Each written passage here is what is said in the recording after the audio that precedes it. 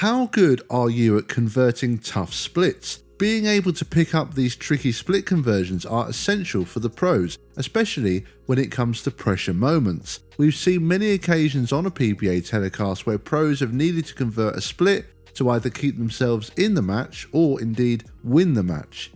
If you've seen my previous videos of this series, then you'll know what this video is all about. In each video, I aim to find the very best split conversions by PBA bowlers.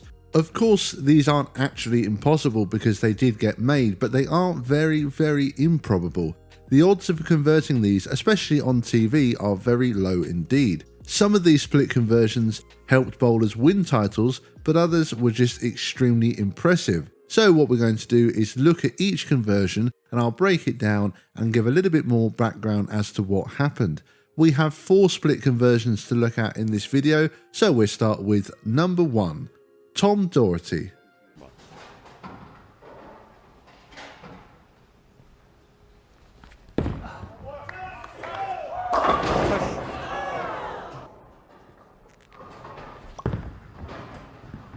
Daugherty trying to go for it. Yeah! He nailed it! Yeah! Yes! Take that! Tom Daugherty managed to spare the 410 at the 2012 Scorpion Championship. Now, up to this point, Tom really was known for one thing: shooting a record low score on TV with a 100 game at the 2011 Tournament of Champions. This story was built upon pretty heavily during the telecast of the 2012 Scorpion, and it was billed as an attempt for redemption. He was still seeking his first title and looking to put what happened the previous year behind him. He beat Jason Sterner in match 1, and it was a bit of an ugly one for both players. Sterner gave Daugherty plenty of chances, but Tom did have opens himself. He did pick up the washout though to keep a decent lead and filled out the 10th frame to shut Sterner out. Then he had a very tough test in match 2 against Jason Belmonte, but he won this one easily. But it was in this match in the 8th frame that he picked up the 410 to maintain a 60-pin lead. He would then go on to face another two-hander for the title, Oscar Palermo. It was a bit of a grind, but he got the win with the final score of 200 to 182 to win his first ever title. Number 2, Rash. From lane 27 down to start with a 3-bagger, lots of open frames, spares. And he just came off a big game. I think he just came off a 250, 260. Take a peek at, they wanted to know what Phil was wearing and what Jeff was wearing.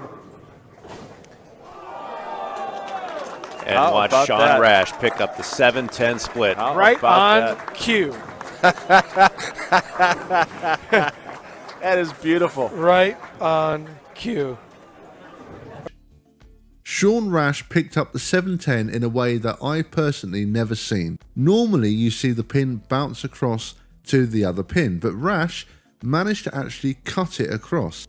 I've never seen this made in that way before, and the odds of actually sparing it in this way must be so incredibly low. He made this during the match play round of the 2019 Tournament of Champions. Although he would not go on to make the telecast, this was one of the best 710 conversions we've seen on the PBA Tour. Number 3, Jason Belmonte. Game. Five, 3, 4, 7, 10. Stand by, folks. I thought that was all right. 3, 4, 7, 10. This ball right through the schnozola. And I mean, there is a nasty design left after this ball goes through the pins. It's not something you make every day, I can promise you that. No! Better believe it. I believe it. You just saw it. Come on. Jason Belmonte made this impressive conversion during the 2014 PBA League semi-final. His team were the LAX and they were facing the Kingpins. They were up 2-1 and needed to win one more game to advance to the finals. Belmo's team were up by 3 pins heading into the 9th frame when Belmo stepped up and left the 3-4-7-10. This was a terrible time to leave this split, but he managed to spare it to maintain a 3-pin lead. Parkerbone III then stepped up in the 10th and struck to send the team to the finals. They would lose in the finals to the Atom Splitters, which featured Chris Barnes, Don Barrett, Wes Malott, Brian Smith and Tommy Jones. However, even though they lost in the finals, Belmonte's split conversion in the semis was clutch and allowed his team to advance. Number 4, Jason Couch.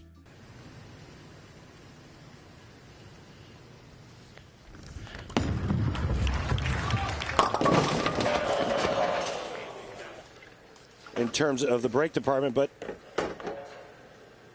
right through the nose, leaving the 4-7-10. It's 9. He'll lead by 2.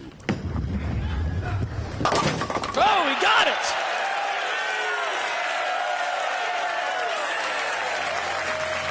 Well, this isn't the traditional way of making it. Normally you slide it over, but Jason Couch uses speed and power, and he bounces the 4-pin out of the back pit. It covers the 10, and Jason Couch is like, whew, how about some...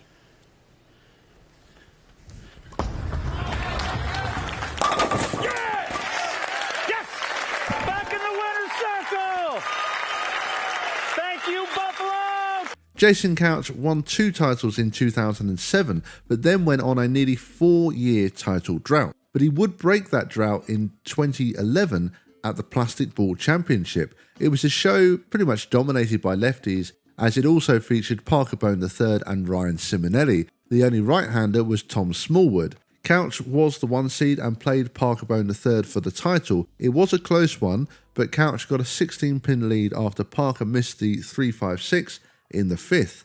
On the very next shot, Couch left a split, the 4-7-10, and it looked like his lead would vanish until he managed to bounce the 4-7 over and take the 10 out.